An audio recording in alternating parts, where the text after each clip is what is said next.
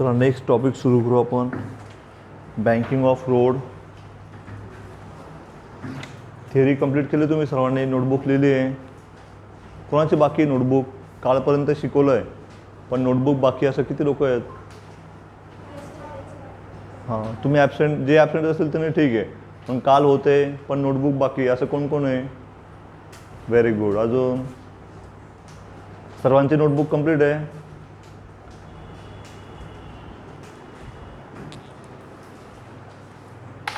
आणि मागचे चॅप्टरचे जे नोटबुक आहे ती हळूहळू कंप्लीट करा.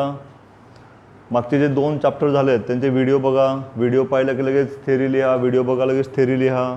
न्यूमरिकल असते तर न्यूमरिकल कंटिन्यू करा. ही नोटबुक तुमचा कंप्लीट पॅकेज असेल, फक्त थेरी नोट्सचा उपयोग नाही आहे. सो नोटबुक मागची पण पूर्ण करा हळूहळू. पुढच्या सॅटर्डेपर्यंत होऊन जाईल.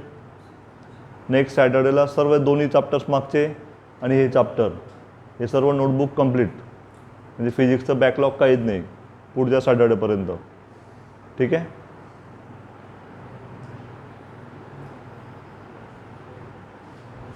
कोणी आहे का? होणार नाही सर असं आता सांगून द्या, म्हणजे पुढे प्रॉब्लेम नाही. सर्वांकडनं होईल का? पुढच्या सॅटर्डेपर्यंत मागचे दोन्ही chapter complete, theory plus numericals. आणि आता व्हिडिओमध्ये स्पीडचा पण ऑप्शन टाकला आहे वाटतं सॉफ्टवेअरवाल्यांनी, आधी नव्हता तो ऑप्शन. स्पीडचा ऑप्शनचा फायदा आहे. 2x 3x फटाफट फटाफट.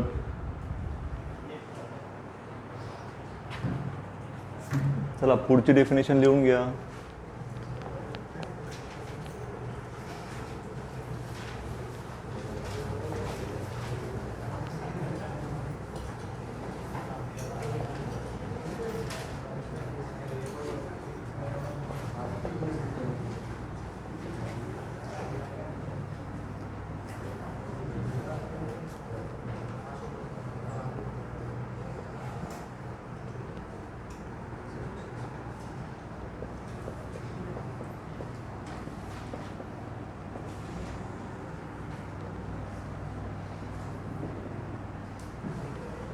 डेफिनेशन लिहून घ्या.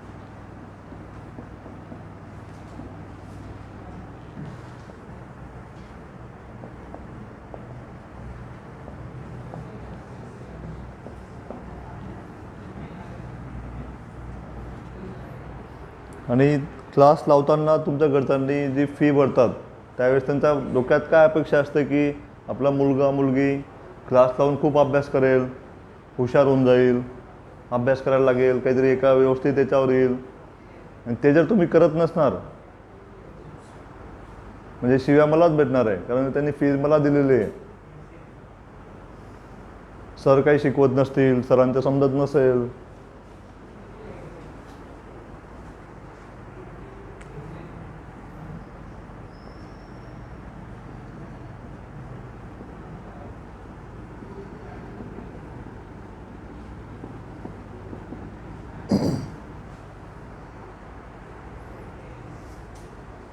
उन्नती तू डिफाइन कर. Centripetal force.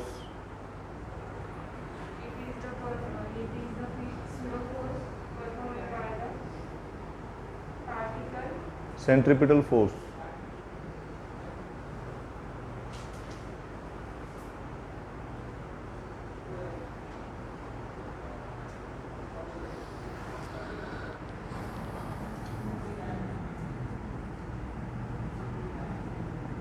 एक काम करा, तुम्ही जे उत्तर देत नाही ना त्यांनी ना दुसऱ्या क्लासचे व्हिडिओ पाहून घ्या. आता व्हिडिओ लेक्चरमुळे फायदा आहे की आपल्याला सर्व क्लास कंपेअर करता येतात. तुम्ही दुसरा जो फिजिक्सचा क्लास असेल कोणताही, तुमचे फ्रेंड्स असतील नसतील तर ओळख करून घ्या. क्लासच्या बाहेर थांबायचं, ज्या क्लासचे व्हिडिओ बघायचे त्यांचं मुलं येतील ना, ओळख करून घ्या, व्हिडिओ बघा त्यांचं अर्धा तास 15 मिनटं. ते व्हिडिओ पाहून मग आता कम्पेअर करायचं की आपलं जे टीचिंग आहे किंवा आपले जे व्हिडिओ आहेत ते आणि त्यांचं टीचिंग फक्त काय असेल, लिटरली लिहून दिलेलं असेल ते ट्रान्सलेट होईल मराठीमध्ये. ट्रान्सलेट करून तेच जे लिहून दिलं आहे तेच तुम्हाला लिहायला लावतील. अर्धा तास होऊन जाईल त्याच्यात. रफ करून पुढचा टॉपिक लिहून देतील, तुम्ही पण लिहून घ्या. पूर्ण टॉपिक लिहून देतात, पूर्ण डेरिव्हेशन. वाटतं हा क्लास चालू आहे, वा वा छान शिकवत आहेत. पूर्ण मराठीत समजवलं का? हां समजलं ना सर, ते तर आहेच. तुम्ही मराठीत वाचू शकतायत ना, घरी पण वाचू शकतात. मराठीत समजतं तुम्हाला आता. वा वा छान लिहून झालं, पूर्ण समजला टॉपिक. सरांनी समजवलं, जे लिहिलं आहे तेच समजवलं, मराठीत सांगून दिलं. वा झालं, छान शिकवलं. याच्या पुढे काहीच नसेल कोणत्याच क्लासमध्ये. कोणीच तुम्हाला प्रॅक्टिकली समजवणार नाही, रिपीट करणार नाही, विचारणार तर बिलकुल नाही की डेफिनेशन सांगा.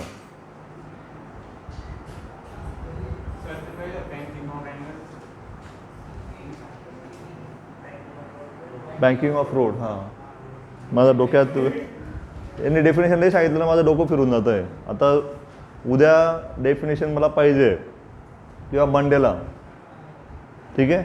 डेफिनेशन्स पहिले पार्ट करायचे सर्वांनी. किती डल असेल, डेरिव्हेशन पार्ट होत नसेल चालेल, पण डेफिनेशन मला पाहिजे.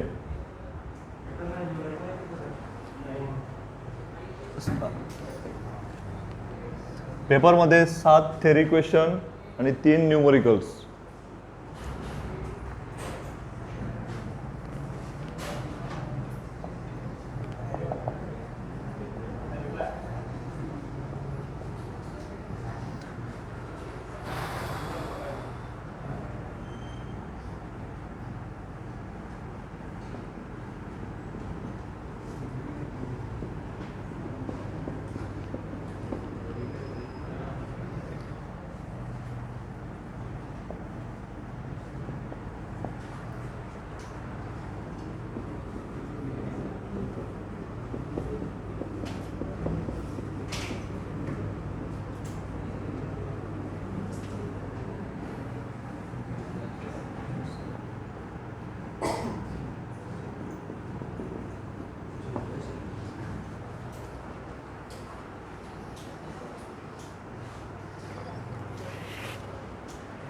चला डेफिनेशन लिहून घ्या. Next topic, banking of road. या टॉपिकवर 100% क्वेश्चन असेल तुमच्या कॉलेजच्या एक्झाममध्ये. पण कॉलेजच्या एक्झाममध्ये तर 100% येईल आणि बोर्डमध्ये पण मॅक्सिमम चान्सेस असतात या टॉपिकवर क्वेश्चन येण्याचे. बँकिंग ऑफ रोड हा फेवरेट क्वेश्चन आहे प्रत्येक वेळेस. चला सर्वांनी लक्ष द्या. When the road surface along curve is inclined with horizontal surface by some angle.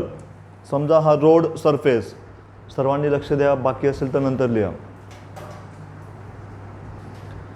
When road surface along curve, समजा हा एक टर्न आपण कन्सिडर करतोय.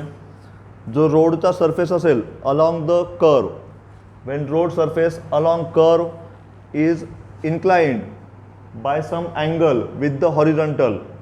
जो horizontal म्हणजे जी हे असेल, जी अर्थ असेल, या अर्थ सोबत किंवा horizontal सोबत या रोड सरफेसला जर इन्क्लाइन केलं असेल, this is called as banking of road. आपण डिस्कस केलं आहे. जिथे पण हायवेला टर्न येईल तिथे टर्नचा इथे रोड सरफेस थोडा तिरकस असतो. तिरकस असतो म्हणजे it is inclined with the horizontal surface. Horizontal सोबत त्याला इन्क्लिनेशन केलेलं आहे, ठीक आहे. आणि हा जो अँगल तयार होईल, यांच्यामध्ये जो अँगल तयार होईल रोड सरफेस आणि horizontal, that angle is called as angle of banking. The angle between road surface, the angle between road surface and horizontal surface, जो पण अँगल तयार होईल तो असेल अँगल ऑफ बँकिंग. एकदा डेफिनेशन रिवाइज करतोय मी. बँकिंग ऑफ रोड, बँकिंग करणं म्हणजे काय? इन्क्लाइन करणं. When the road surface is inclined with the horizontal surface by some angle. When the road surface is inclined with the horizontal by some angle, then this is called as banking of road. Banking करणं म्हणजे तिरकस करणे किंवा incline करणे. Incline कोण होतं आहे? Road surface with respect to horizontal. So when road surface is inclined with the horizontal by some angle, it is called as banking of road. आणि पुढचं अँगल ऑफ बँकिंग, जो पण अँगल असेल road surface आणि horizontal सरफेसमधला, त्याला म्हणतात angle of banking.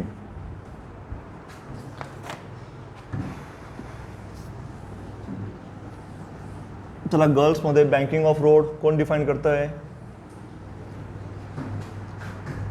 बॉईजमध्ये कोणी नाही? चेतन.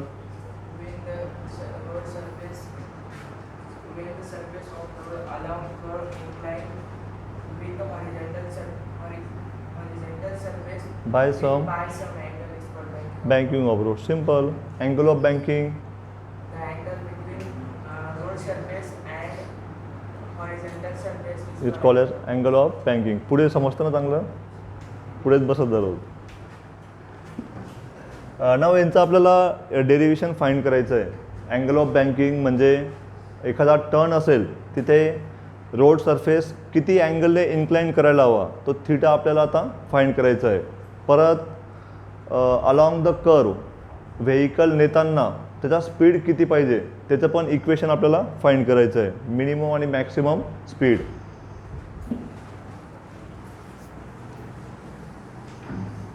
एक काम करा, सर्वांनी नोट्स बॅगमध्ये ठेवून द्या. आता नोट्स ठेवून द्या बॅगमध्ये.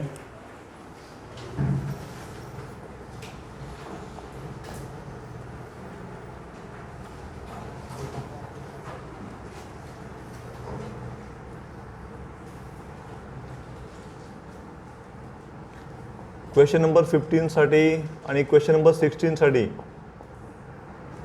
थोडी हाफ पेजची जागा सोडून द्या. 15-16 होऊन जातील. नंतर क्वेश्चन नंबर 17. 15-16साठी थोडी अर्धा पेज सोडून द्या जागा. नंतर क्वेश्चन नंबर 17.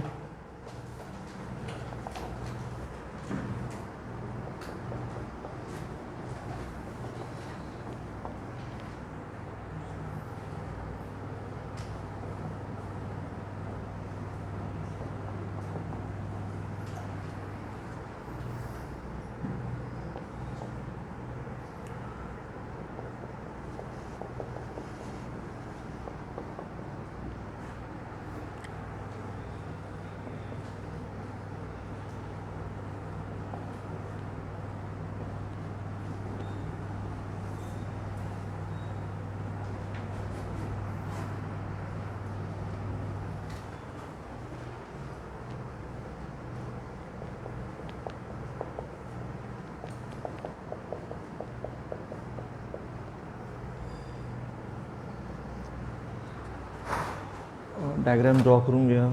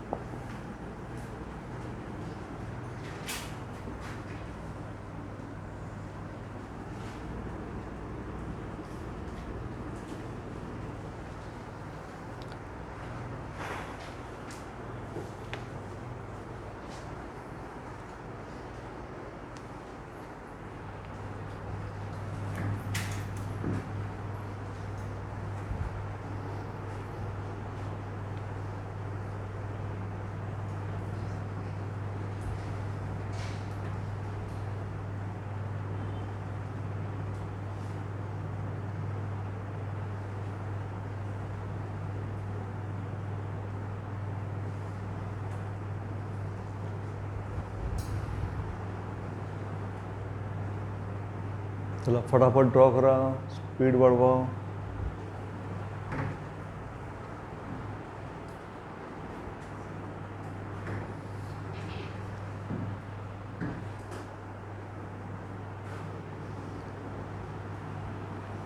चला सर्वांनी लक्ष द्या इकडे. इथून 3-4 क्वेश्चन जे असतील सर्व असतील बँकिंग ऑफ रोडसाठीचे. ते व्यवस्थित अंडरस्टँड करून घ्या, नाही तर मिक्स होईल सर्व. मागचा क्वेश्चन जो होता तिथे पण आपण जो 2 व्हीलर होता तो लीन होतो म्हणजे तिरकस होतो. तिथे पण बँकिंग ऑफ अँगल जो म्हणजे तो स्वतःला तिरकस करून घेतो आहे. रोडचं बँकिंग नाही केलं आहे पण तो अँगल थिटाने तिरकस होतो आहे. ते जे इक्वेशन असेल थिटाचं, मागच्या इक्वेशनमध्ये 2 व्हीलरचं आपण जे इक्वेशन पाहिलं थिटाचं, तो थिटा म्हणजे आहे अँगल ऑफ बँकिंग. तेच इक्वेशन इथे पुढे पण भेटणार आहे. आता 4-5 क्वेश्चन जे आहेत ते व्यवस्थित अंडरस्टँड करून एक्झाममध्ये जो ॲप्रोप्रिएट येईल तो व्यवस्थित लिहायचा आहे. नाही तर सर्व मिक्स, याचा ॲन्सर त्याला त्याचा ॲन्सर त्याला असं करायचं नाही आहे. क्वेश्चन नंबर 17च्या आधी 2 क्वेश्चन आहेत. क्वेश्चन नंबर 15 आणि 16. क्वेश्चन नंबर 15 आहे why the banking of road is necessary. जुन्या काळात ज्यावेळेस सिव्हिल इंजिनिअरिंग एवढं डेव्हलप नव्हतं त्यावेळेस रोडचं बँकिंग केलेलं नसायचं. हायवे जरी असेल तरी रोड असायचा फ्लॅट, पण त्याच्याने ॲक्सिडेंट्स खूप व्हायचे. कारण जर स्पीड जास्त असेल लगेच ती गाडी जी असेल ती स्किड होऊन बाहेर निघून जायची. मग त्यांनी सर्च केलं की असं का होतं आहे. मग त्यांनी अँगल ऑफ बँकिंग याचा शोध लावला. जर रोड सरफेस तिरकस केला तर फ्रिक्शनल फोर्स वाढतो आहे आणि त्याच्यामुळे सेंट्रिपिटल फोर्स वाढतो आहे. सेंट्रिपिटल फोर्स वाढल्यामुळे तो जो स्पीड असेल ते स्पीडचं लिमिट पण वाढतं आहे. जर सुरुवातीला विदाऊट बँकिंग 50 km/h स्पीड असेल तर बँकिंगनंतर तो झाला 70 km/h एक्झाम्पलसाठी. म्हणजे ॲक्सिडंट्स कमी व्हायला लागले. जरी कोणी स्पीडमध्ये आला तरी तो स्किड होत नसेल, ॲक्सिडंट व्हायचे नाही. सो क्वेश्चन नंबर 15 आहे why the banking of road is necessary. याचा ॲन्सर जर अनबँक्ड रोड असेल म्हणजे फ्लॅट रोड असेल तर त्यावेळेस जे व्हेकल असतात त्यांना एक पर्टिक्युलर स्पीड लिमिट येतं because of centripetal force. Centripetal force जेवढा असेल तेवढंच त्यांचा स्पीड ऑप्टेन होईल. जर बँकिंग ऑफ रोड केलं, जर रोड सरफेस तिरकस केला तर तो जो हॉरिझॉन्टल कंपोनंट असतो centripetal force that will be summation of frictional force and component of normal reaction. Centripetal force जो असेल that centripetal force will be summation of frictional force and component of normal reaction. याचा अर्थ पुढच्या डेरिव्हेशनमध्ये समजेल. मी तेव्हा सांगेल की सेंट्रिपिटल फोर्स आता वाढतो आहे म्हणजे फ्रिक्शनल फोर्स पण आहे आणि नॉर्मल रिॲक्शनचा कंपोनंट पण. दोन्ही असतील along the radius toward the centre.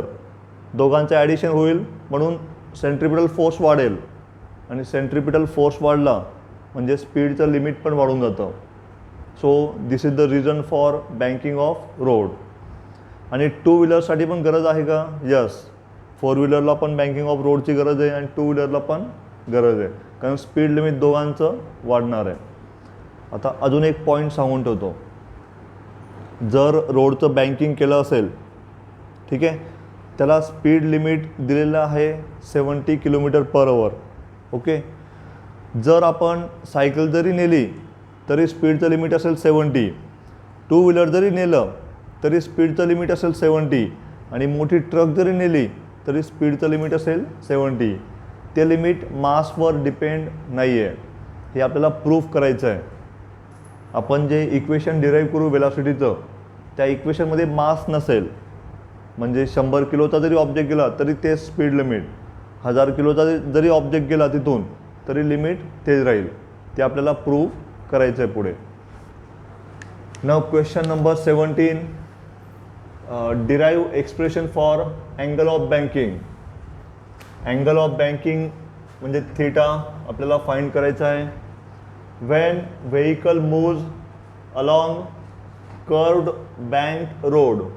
इथून रोड आहे bank road. Neglecting the friction. Friction neglect करायचं आहे. डायग्राम समजून घ्या.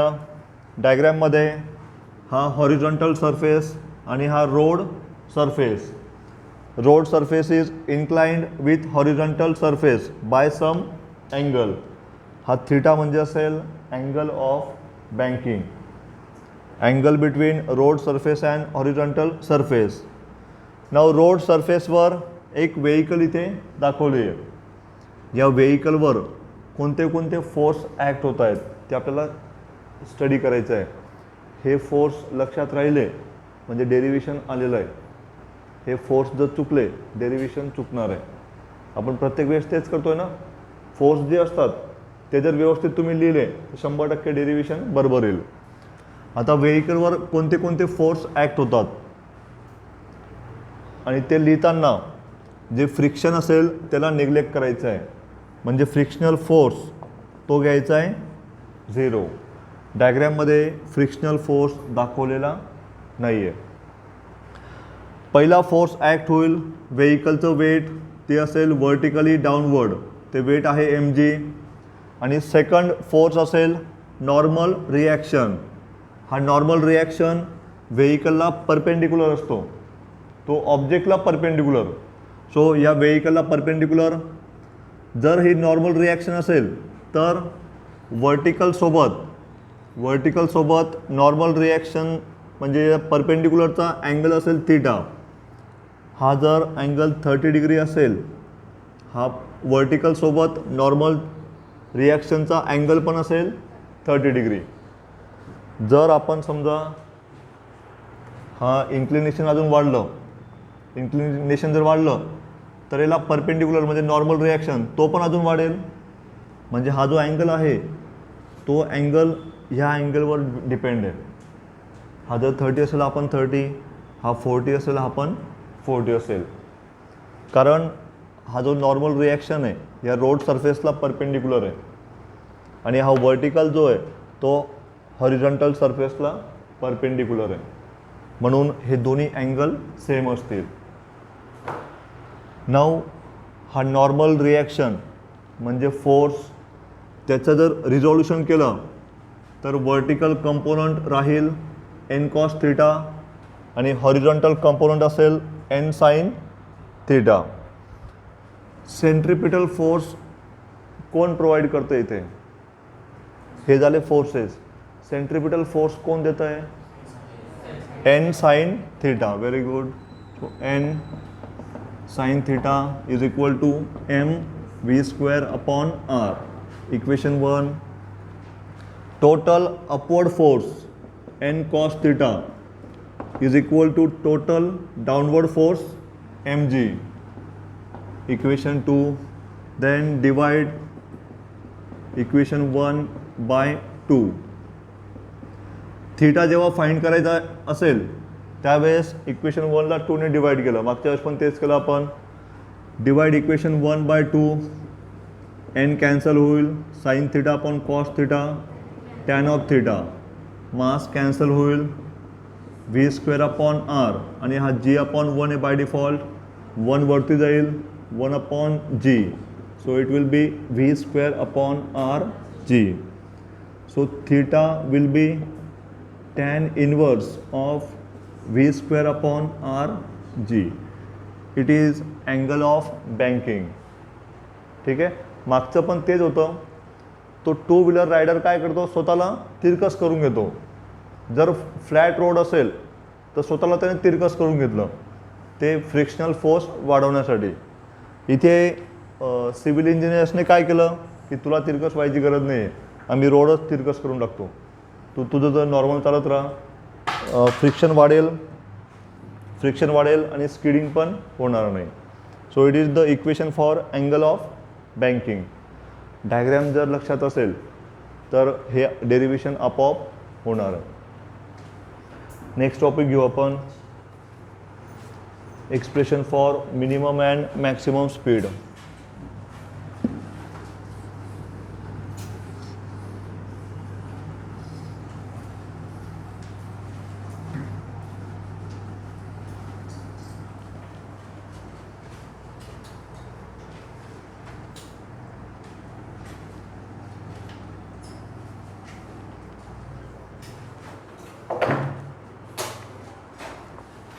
Question number 18.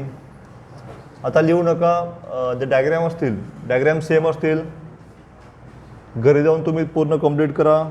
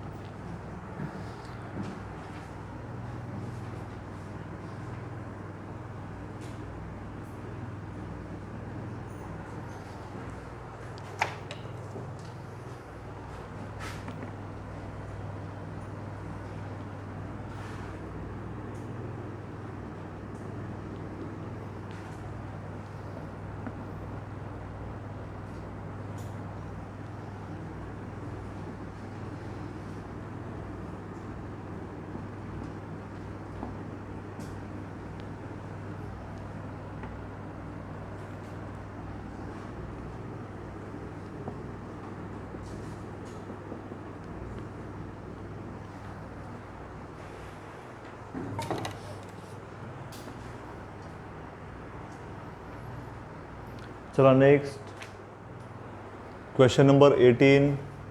हा सर्वात इम्पॉर्टंट क्वेश्चन असेल.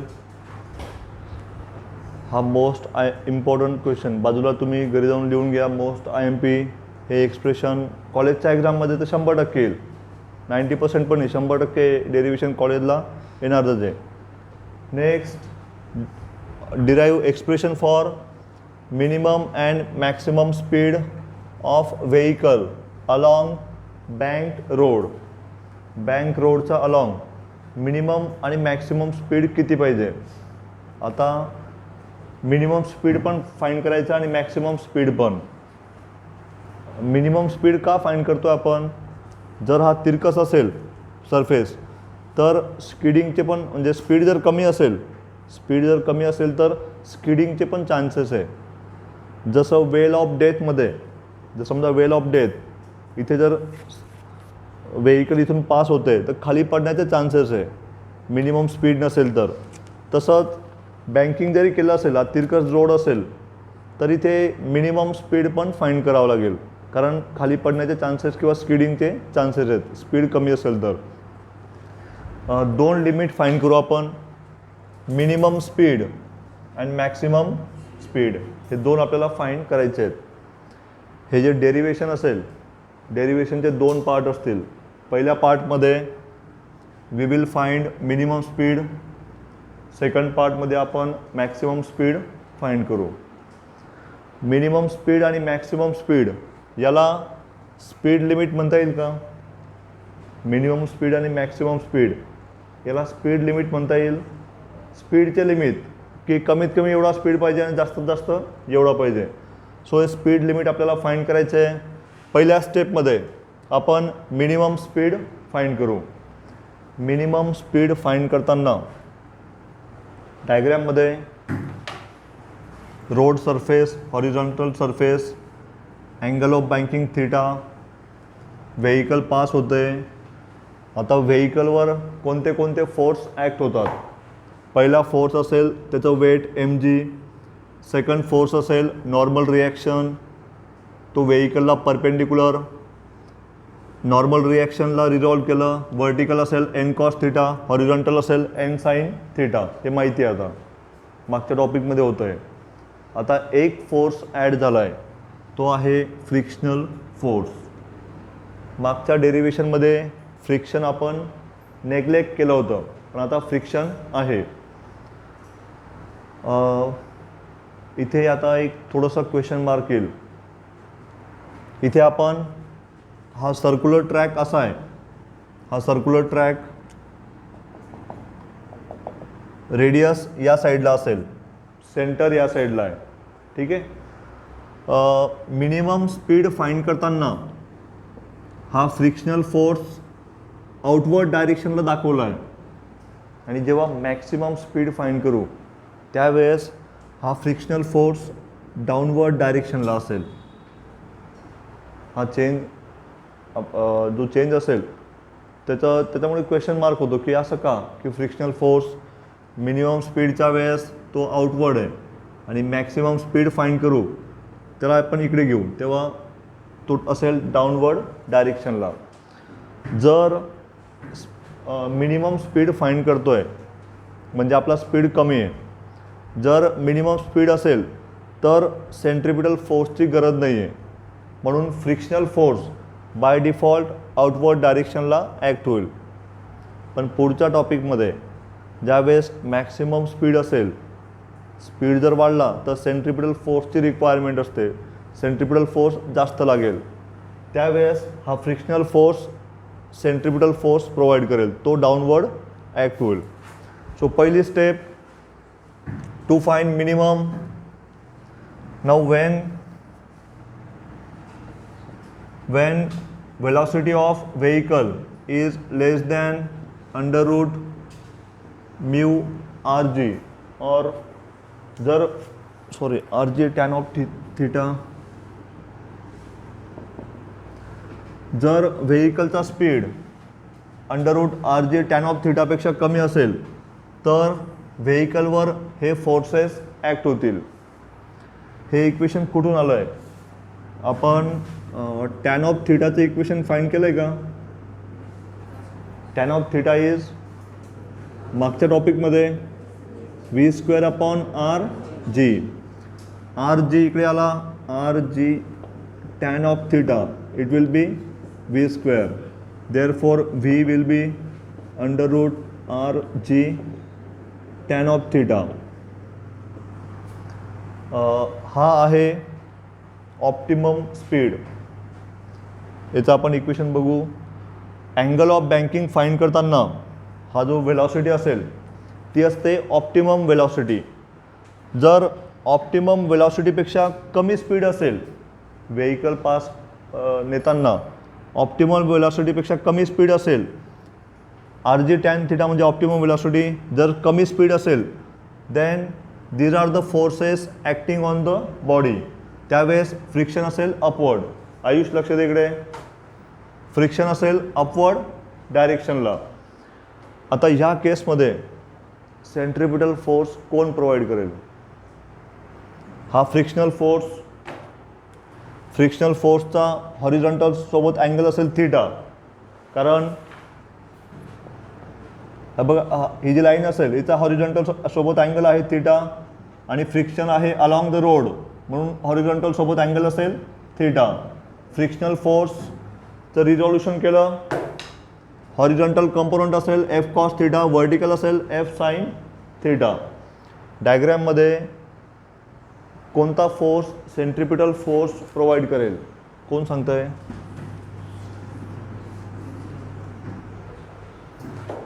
हॉरिझॉन्टल डायरेक्शनला एफ एस साइन थीटा. जो सेंट्रिपिटल फोर्स असतो तो अलॉंग द रेडियस, म्हणजे हा जर कर्व असेल along the radius toward the centre. ठीक आहे. आता डायग्रॅममध्ये N sine theta along the radius toward the centre दिसतोय, पण हा जो फोर्स आहे लेफ्ट साईडला याचा अपोजिटला कोणता आहे? F S cos theta. N sine theta आहे along the radius toward the centre, पण याचा अपोजिटला आहे एफ एस कॉस थीटा. हा जो फोर्स असेल हा फोर्सची डायरेक्शन अपोजिट आहे आणि याची लेफ्टकडे आहे, तर त्यांचं सबस्ट्रॅक्शन होईल. दोन फोर्सेस किंवा वेक्टर अपोजिट डायरेक्शनमध्ये असतील तर त्यांचं होईल subtraction. So N sine theta minus F S cos of theta that will be equal to centripetal force M V square upon R. हा सबस्ट्रॅक्ट का केला आपण?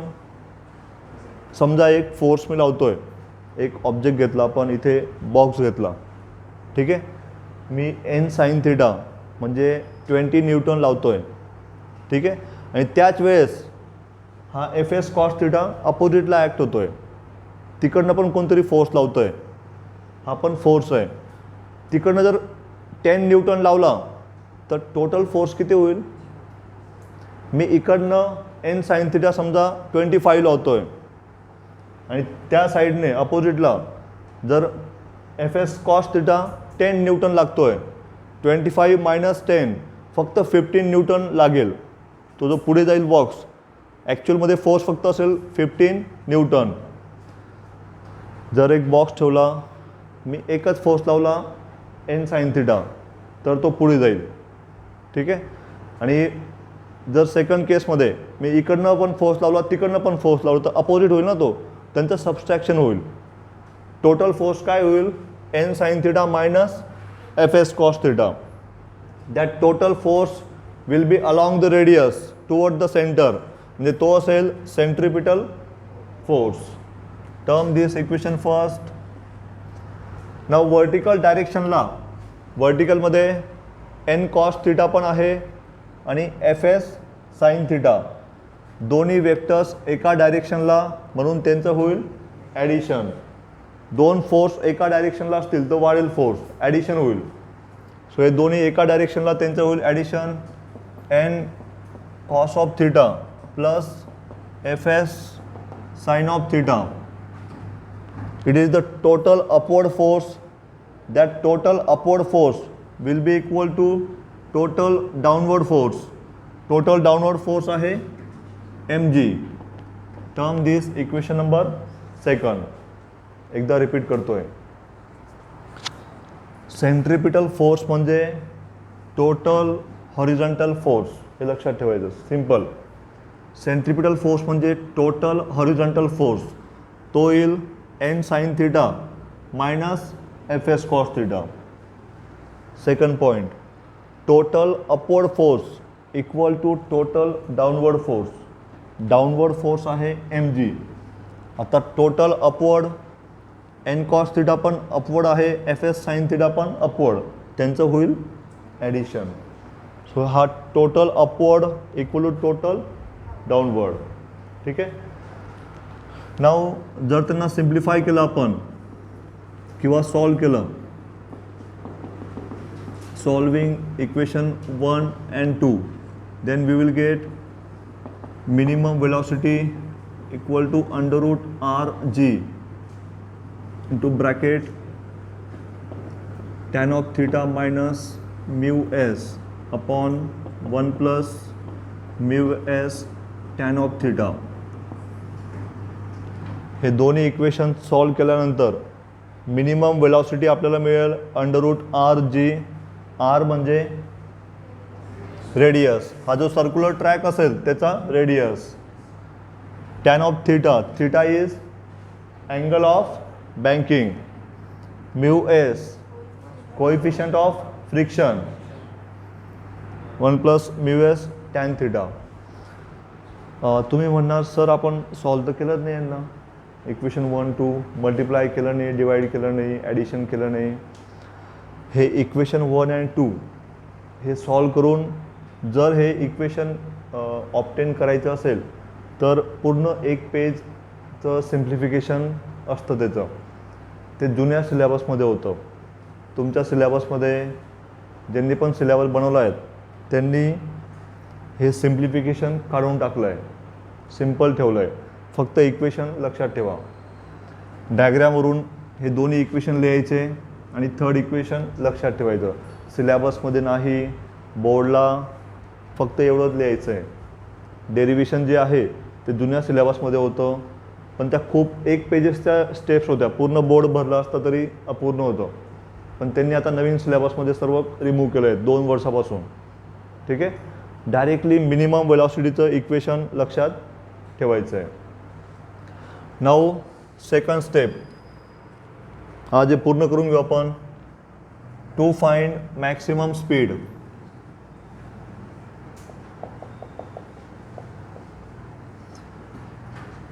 Now when velocity is greater than under root rg tan theta, under root rg tan theta म्हणजे optimum speed. आता पुढे परत हे equation आपण लिहिणार आहेत की हे कसं आलं आहे. जर वेलॉसिटी ऑप्टिमम स्पीडपेक्षा जास्त असेल म्हणजे स्पीड जास्त असेल तर ते मॅक्सिमम लिमिट आपल्याला फाइंड करायचं आहे. जर वेलॉसिटी rg tan थीटापेक्षा जास्त असेल then forces acting on the vehicle. आता डायग्राम चेंज होईल. आता हा जो फ्रिक्शनल फोर्स असेल तो असेल डाऊनवर्ड आणि फ्रिक्शनल फोर्सचा हॉरिझॉन्टल सोबत अँगल काय होईल. हा फ्रिक्शनल फोर्स हा अँगल किती असेल.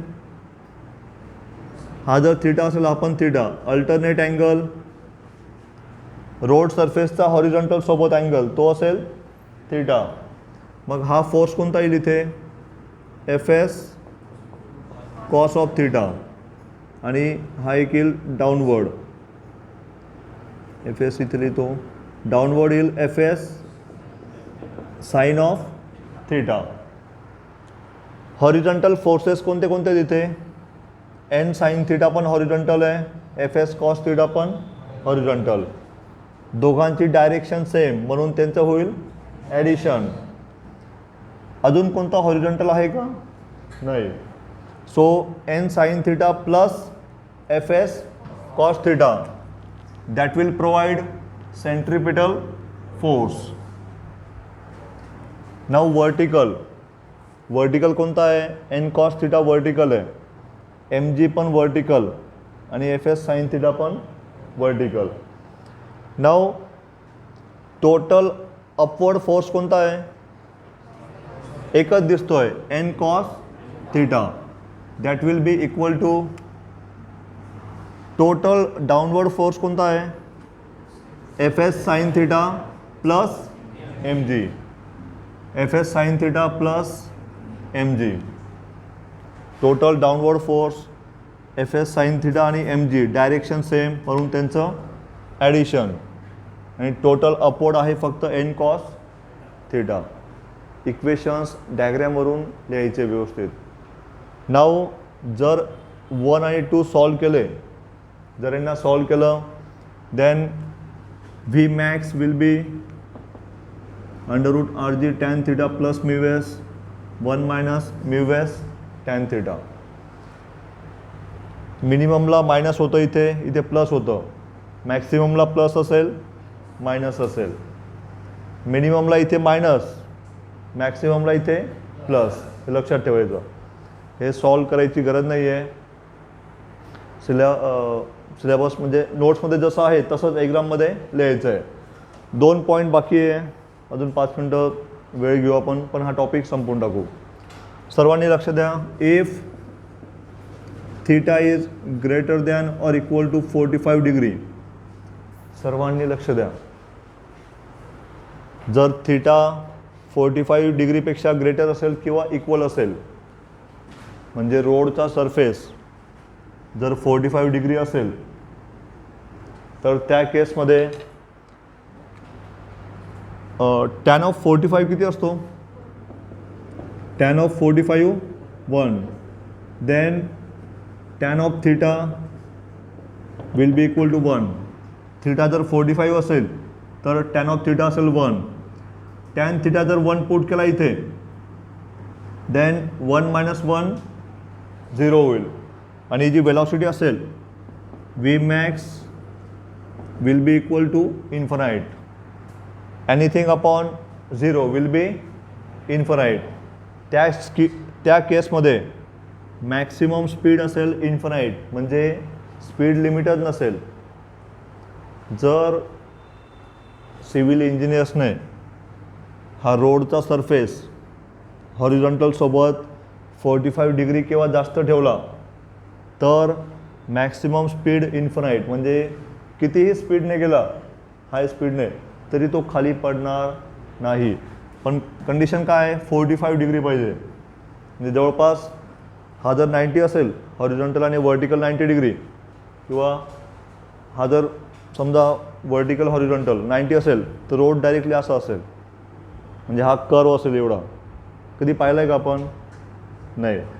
एवढा जर राहिला मग किती पण जोरात तुम्ही जाऊ द्या, स्लो नाही आहे, स्लो लिमिट नाही आहे, मॅक्सिमम जोरातच जावं लागेल, स्लो गेल्यावर तर खाली पडणार.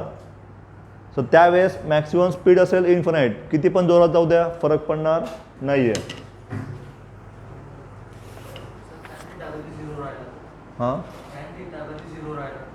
टॅन थिटा 0 केव्हा राहील? जरी हा 0 राहिला तर म्यू एस अपॉन 1 मायनस 0, म्हणजे म्यू एस येईल फक्त, mu S R G. Tan theta 0 राहिला, इथे म्यू एस राहील, ही टर्म 0, ही पण term 0. So mu S upon 1 म्हणजे म्यू एस आर जी, काही अडचण नाही. ते पहिल्या केसमध्ये हॉरिझॉन्टलला जे फाईंड केलं आपण तीच राहील. टू फाइंड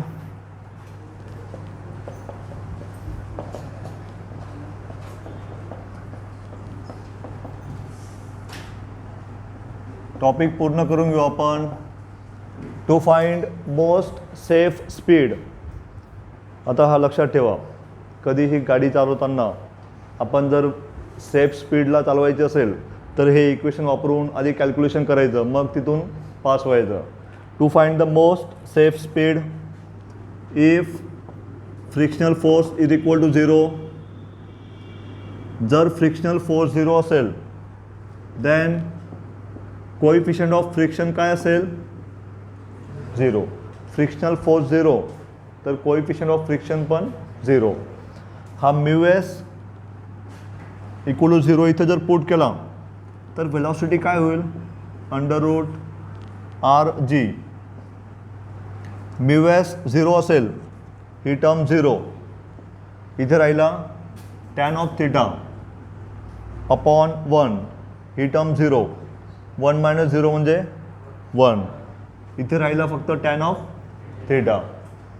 सो हा जो स्पीड आहे under root R G tan of theta, it is the most safe speed.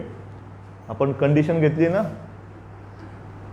पहिल्या मिनिमम फाइंड करताना, if velocity is less than safe speed, मॅक्सिममसाठी if we greater than safe speed. This is the most safe speed. जर आपण या स्पीडला गाडी चालवली तर आपले जे टायर असतील गाडीचे टायर आणि रोड यांच्यामधला फ्रिक्शनल फोर्स काय आहे? 0. म्हणजे फ्रिक्शन सर्वात कमी होतं आहे, आणि फ्रिक्शन कमी झालं तर टायरची लाईफ वाढणार आहे. टायरचं जे विअर अँड टिअर आहे म्हणजे खराब होणं ते होणार नाही. टायर खराब का होतात? फ्रिक्शनमुळे. रोड खराब असेल, जास्त फ्रिक्शन होईल, ते खराब होतील. पण ह्या स्पीडला जर गाडी चालवली, फ्रिक्शन असेल 0, टायर खराब होणार नाही, विअर अँड टिअर होणार नाही आहे. And last, to find angle of banking theta. Theta जर फाइंड करायचा असेल तर हे जे इक्वेशन असेल याला इथून थिटा फाइंड करू आपण.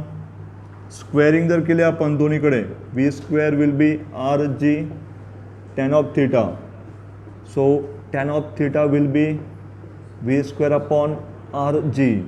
So theta will be tan inverse of V square upon R G. हे केलं आहे आपण सॉल्व. हे पण इक्वेशन ऑलरेडी फाइंड केलं आहे आपण आणि हे पण केलेलं आहे.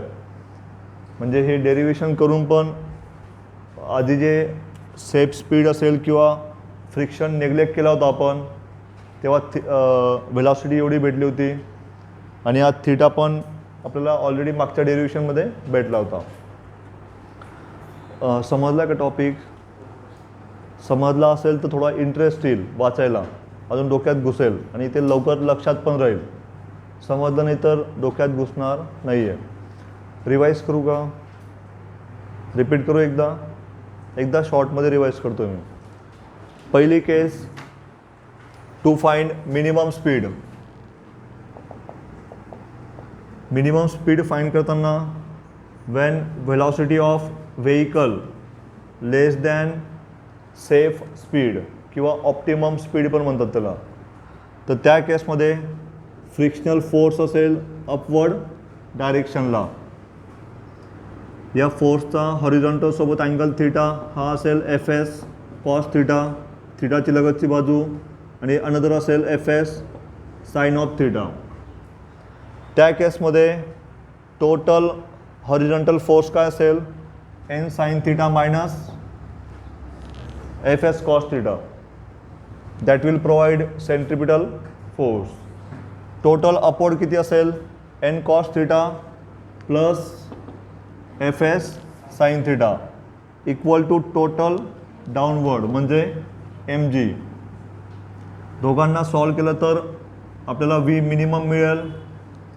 इथे काय असेल, मायनस, मिनिममला मायनस, आणि इथे असेल plus. Second, to find maximum, हा मिनिमम नाही, second to find maximum when V greater than R G tan theta. त्यावेळेस फ्रिक्शन असेल डाऊनवर्ड, हॉरिझॉन्टल सोबत angle theta, F S cos theta, F S sine theta. Total horizontal काय असेल, N sine theta plus F S cos theta, that will be centripetal force. Total vertical काय असेल, N cos theta एकच असेल तेव्हा it is equal to downward असेल F S sine theta plus, हे दोन्ही ॲड होतील ना, हे दोघांची ॲडिशन म्हणजे टोटल डाऊनवर्ड. आणि दोघांना सॉल्व केलं तर व्ही मॅक्स असेल इथे प्लस आणि इकडे मायनस. पुढे if theta is 45 degree then ही टर्म होईल 0. वेलॉसिटी असेल इन्फानाईट म्हणजे लिमिट नाही राहणार त्यावेळेस. अँगल ऑफ बँकिंग 45 असेल तर. To find safe speed, friction 0 घ्यायचा, एफ एस 0 पुट केला तर इथे राहील फक्त R G tan of theta. Next to find angle of banking, वरचंच इक्वेशन वापरायचं, स्क्वेअरिंग करून थिटा फाइंड करायचा. खूप जास्त डिफिकल्ट नाही आहे. जरी 2 पेजेस दिसतं आहे, रिव्हिजन करताना 4-5 लाईनमध्ये पॉईंट लिहायचे, पहिली step, second step, third step, त्याचे इक्वेशन, संपलं. ठीक आहे. उद्या क्लासला सुट्टी असेल, परवा एक्झाम होईल आणि मंडेपासून 7:15 ते 8:15 ठेवायचा क्लास. कोणी आहे का की घरी जाऊन लेक्चर करायचे सिनियरचे वगैरे, असं कोणी नाही ना. आपण 7 ते 8 का केलं होतं, कारण मला मॅसेज आले होते 3-4 मुलांचे की सर 8 वाजता लेक्चर असतं. तसं कोणी आहे का आता, नाही. 7:15 ते 8:15, 7:15 ते 8:15 मंडेपासून.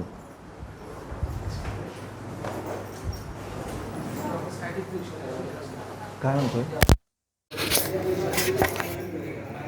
कायनेटिक पण होतं.